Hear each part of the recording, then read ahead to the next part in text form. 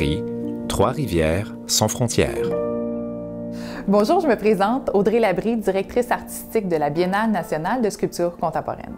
La Biennale nationale de sculpture contemporaine a été fondée en 1983, entre autres par Christiane Simoneau et un groupe d'artistes, sous l'appellation de Biennale nationale de céramique.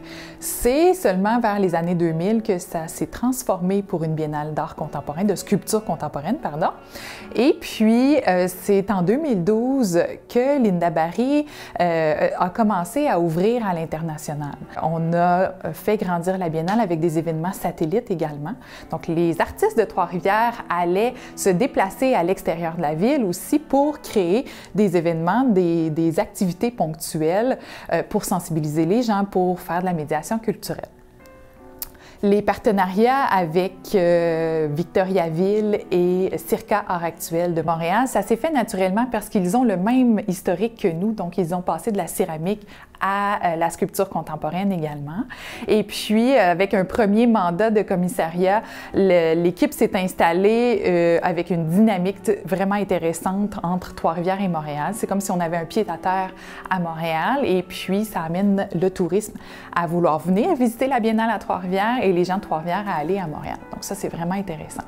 Pour le Carré 150 et le Centre d'art Jacques et Michel Auger à Victoriaville, bien ça s'est installé aussi graduellement et puis en raison de notre proximité, de nos intérêts communs avec Dominique Laquerre, eh bien on a continué d'édition en édition à poursuivre ce partenariat-là qui est important pour nos deux régions.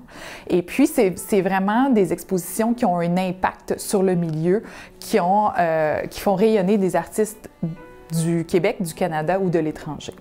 Pour la dernière édition, l'année 2020 a été particulièrement difficile pour plus d'un, mais on a tiré quand même nos cartes du jeu puisque notre artiste international choisi de l'Inde a bien voulu créer l'œuvre en partenariat avec l'Atelier Silex. Et les techniciens, les artistes de l'Atelier Silex sont merveilleux.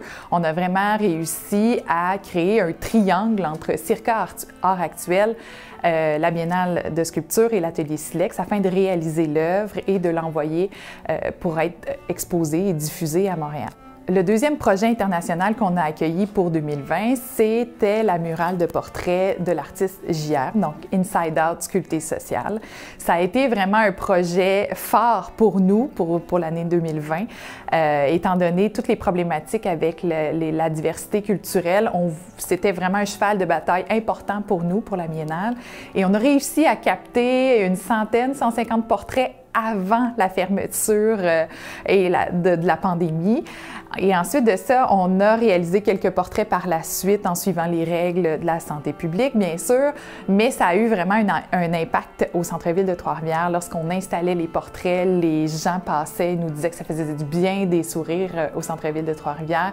Donc, ça a vraiment été un projet phare qui a inspiré plus d'une personne aussi et qui a posé des questions sur la diversité culturelle, pardon. Et ensuite de ça, on a eu les projets de slam poésie qui se sont poursuivis sur Internet. Donc, le projet a fait des petits, puis a vraiment eu un rayonnement sur les réseaux sociaux aussi. Pour la 10e édition qui correspond au 40e anniversaire de la fondation de l'organisme, la thématique sera « Marche, démarche, manœuvre ». On a invité des artistes du Mexique et des États-Unis pour présenter les projets, ainsi que 3 provinces différentes, des projets surprises. Donc, on vous invite à venir nous visiter du 23 juin au 9 septembre 2022.